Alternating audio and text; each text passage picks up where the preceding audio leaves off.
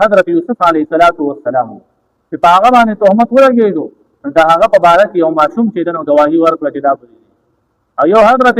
مریم رضی الله عنها وا چې په هغه باندې کله الزام ولګو نو دا هغه د خې کې بچی چې دی د برات اعلان وو او یو په ما باندې الزام لګېدل وو نو د دینونو چې کوم الزام وو دا هغه مخلوق چې دنو گواهی ورکړي وا او زما د الزام گواهی چا ورکړي دا صفای چا پیش کړي خالق په خپل پیش کړي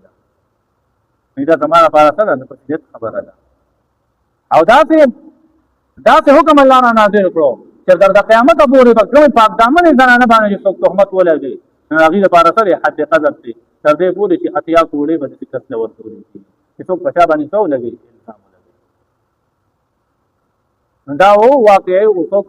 چې په حضرت عائشه صدیقه رضی الله عنها باندې الزام چې دین دا لګیدل او الله جل شانه د هغه د برات په خپل اعلان وکړ فرمای ان الذين بشکا خلق جاءوا بالافك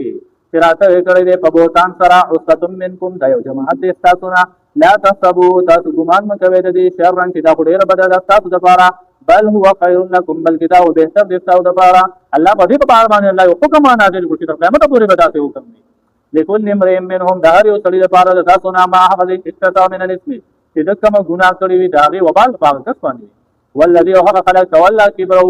چې چرته دې بوج دې بهتانو منهم تا د بنا له عذاب عظیم دې لپاره عذاب دی لوی الله